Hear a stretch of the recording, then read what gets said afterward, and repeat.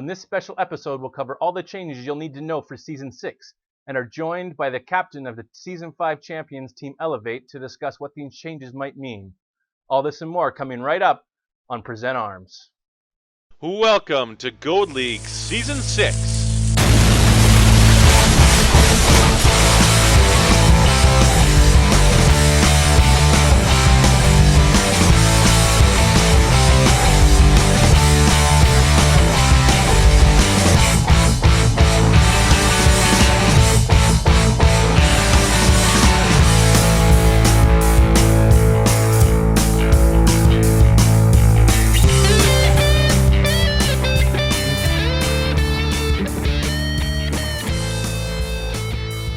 Hey Tankers, and welcome to the inaugural episode of Present Arms, a weekly show in which we'll be covering all things WGLNA.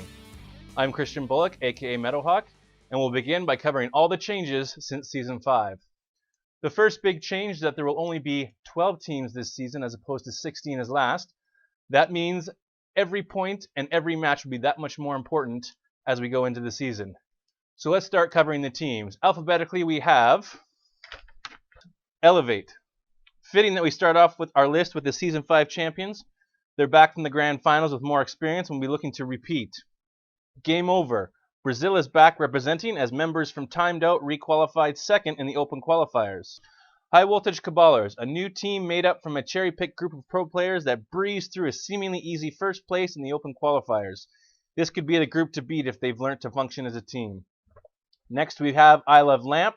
Hot off a great first season, placing second behind Elevate, I Love Lamp is looking to go all the way this year, but will we see Baby Halo's infamous E25? Maple Freedom. Silver League's champions get to sink their teeth into the Gold League for the first time. Previously known as Hobbit, they've had to rebrand for obvious copyright issues. Noble. Fans will have to wrap their heads around the fact that Noble is now indeed the Cunninghams, having picked up the sponsorship from the former Googly Boppers. Still a solid force to contend with players like Commander J. 07. Formerly Team Fear, having struggled at the start and finish last season, they're back with new players having requalified third in the Open Qualifiers. Team Refuse. Top Tier is rebranded, and with a new captain, they are hoping to avoid the inconsistent play they suffered last season. Team Rival. Silver League's runners-up. They used to be Elevate Red, but have quickly picked up a new sponsor, having entered into the Gold League. #RU. Returning to their roots, Roulette renames back to #RU. Their roster is different, but their intent to reclaim their spot at the top isn't. Simp. Mac G seems to have delayed his retirement, but for how long? A mashup of players from Simp and Hammer Time could prove to be the spark needed for both teams. Synergy. Simple Tankers picked up a sponsorship in the off-season, and they've made some roster adjustments. Many of the teams have new rosters this season. But in case those rosters aren't working out for them, the teams will have 2 periods to make roster adjustments. The first of these periods is July 3rd, in which they are allowed to make 2 roster changes, and the trade deadline is July 24th, where they're allowed to make another 2 roster changes. Another big change this season is that teams are only allowed to have 3 players that do not live in the North American region. This isn't affecting a lot of teams, but it has caused some teams to lose players and gain players. The next biggest change in Season 6 is that we will see 3 new maps as Prokhorovka, Muravanka, and Cliffs have been dropped. The first of the 3 maps that we're going to see is Mines. This map returns after a short hiatus from Season 5. With 2 cap points situated on different sides of the center hill, plan to see many brawls for control for the center high ground. The next map is Ghost Town. Added in the 9.5 patch and making its debut in Gold League, this city map has the rare distinction of being completely symmetrical. Plan to see fights centered around the middle hill at the number 2 cap that offers topography good for haul-down fights. The third map we'll see is Lakeville. Also making its debut in Gold Season for the first time, Lakeville is sure to cause headaches for strategists. The valley is universally considered a giant death trap due to its ground resistance, slowing even the fastest light tanks, and the unobstructed lake provides a perfect shooting range for anyone caught out in the open. And joining us now to discuss what these changes could mean is the captain of the Season 5 champions, John Pemberton, aka Statik. Welcome to Present Arms, John. Thank you, Christian. It's great to be here. So first off, I'd like to congratulate you guys for your Season 5 championship win and all the effort you guys put into the Grand Finals. Things have changed quite a bit since then. So what are your thoughts on the new 3 maps, Mines, Ghostville, and Lakeville? My thoughts on the 3 new maps. So far, Mines we've really enjoyed. It's got a lot of action. There's a lot of avenues. It seems like you can fight through. Lake Town, the jury's still up on the air on that, and Ghost Town we really like as well. There's a lot of different avenues, and if you can catch one tank away from the rest of his group, it seems like it's a pretty easy victory. 2 of the 3 maps that were dropped were larger open sniping maps with plenty of room to maneuvers, Prokhorovka and Murovanka, being replaced by 2 city maps because I don't really see a whole lot of play happening in the valley on Lakeville. Do you think it will affect any teams now that they have to deal with that brawling nature of city maps?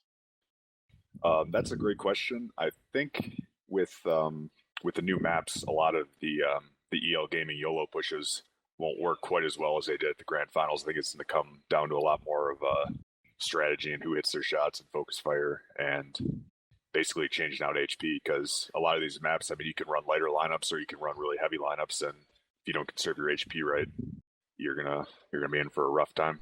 Yeah. And do you think a lot of teams will have to learn how to focus fire better and simp better in order to deal with the brawling?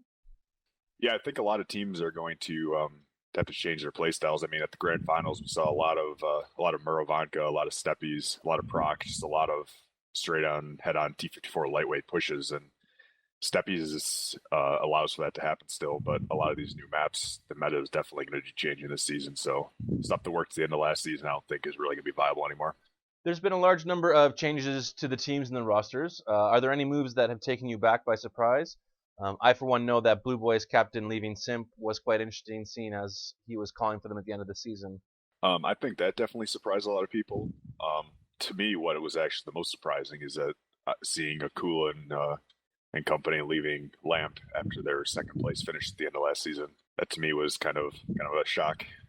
And seeing as you open up the season against Lamp, do you think that losing those 2 players will affect their chances against you? We aren't going to take any match as just a walkover or whatnot. I mean, Lamp is still a really good team. They still finished second last season, and their roster is still extremely strong, even with losing Akula. And I think that I don't think it's going to change our game plan with them at all. I think we're just going to prepare to win the match and play our best. And the last question, with your old sister team Elevate Red, now in the Gold League as team rival, which of you guys is going to do better in the Fantasy League points? I think the team that's going to do better in the Fantasy League points is the team that wins the most ranches, so I would say that's going to be us. Thank you for joining us today, Statik. Best of luck to you guys in this season. I'll see you on the battlefield in week number 5, but I hope you come back and talk to us before then. Thanks. Best of luck to you guys as well. And speaking of Fantasy League points, just because our fans can't play in the league doesn't mean they can't get into the game and win sweet prizes. Just head over to fantasywgl.com and log in with your Wargaming account to get started. Then every day before the match starts, pick 7 of the pros to be your dream team. After your team is set, sit back and watch the action unfold at battleviewer.com. Your pros will earn fantasy points based on damage caused, enemies destroyed, enemies spotted, cap points, and defense points. And at the end of the night and throughout the season, your fantasy team can earn you prizes based on your fantasy point total. Wargaming is giving away over $700,000 in gold, more than 3 years premium account time, 26 Tier 8 premium Type 59 tanks, and 3 grand prize trips that include flight and hotel to watch the teams battle it out at the live finals. So what are you still waiting for? Head over to fantasywgl.com to sign up now. I'll be covering all the Fantasy League standings here as well. And that wraps up our special preseason episode of Present Arms. Be sure to catch the Season 6 kickoff on June 23rd as Elevate takes on I Love Lamp in a Season 5 final rematch. Join us next week as I'll be covering all the matches and scores, but until then, stand easy.